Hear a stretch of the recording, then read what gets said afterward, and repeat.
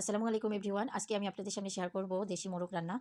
গ্রামে আমরা ঠিক যেমনভাবে রান্না করি তো সেটাই হচ্ছে রান্না আপনাদের দেখাবো। ঠিক আমি যেভাবে রান্না করি। প্রথমে হচ্ছে পেঁয়াজগুলোকে ভেজে নিলাম। দেন এখন হচ্ছে যেখানে ২ টা তেজপাতা, এলাচ, দারচিনি দিয়ে পেঁয়াজগুলোকে একটু ভেজে নিলাম। নরম হয়ে এলে আমি এর মধ্যে হচ্ছে আদা বাটা, রসুন বাটা, জিরে বাটা, গরম মসলা বাটা, এরপর দিয়ে দিলাম হচ্ছে মরিচ গুঁড়ো দিয়ে একটু কষিয়ে নিয়ে মাংসগুলোকে দিয়ে দিলাম। মাংসগুলোকে এবার আমি খুব ভালোভাবে হচ্ছে কিছুটা সময় এভাবে ভেজে নিব। যেহেতু দেশি মোরগ আর দেশি মোরগ হচ্ছে রান্না করলে খেতে অনেক বেশি ভালো লাগে। তো এভাবে আমি অনেকটা সময় কষিয়ে নিয়ে এর মধ্যে হচ্ছে আলু এবং হচ্ছে কয়েকটা রসুন দিয়ে দিলাম। দেশি মোরগে আলু এড করলে আমার কাছে খেতে ভালো লাগে আর এমনিতেও আলু আমার মেয়ে অনেক বেশি পছন্দ করে, এজন্য দিতেই হয়। এভাবে আমি আবারও অনেকটা সময় ধরে কষিয়ে নিব। এক্সট্রা কোনো পানি এড করব না। শুধু হচ্ছে সামান্য একটু করে পানি দিয়ে আমি রান্নাটা শেষ হওয়া অবধি এভাবে কষিয়ে নিব। মাংস যত ভালো কষানো হয় খেতে কিন্তু তত ভালো মজা লাগে। আমার কাছে মনে হয় যে মাংস যত বেশি কষানো হবে সেই মাংসের টেস্টটাই কিন্তু বেশি বেড়ে যায়।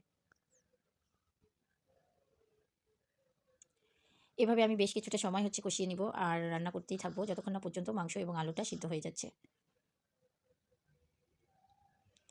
আমি হচ্ছে সবসময়ের জন্য মাটির চুলায় রান্না করি। গ্যাসের চুলায় তেমন রান্না করি না। খুব কম সময় হচ্ছে রান্না করি। যেমন হচ্ছে বৃষ্টির দিনে এই রান্না করি।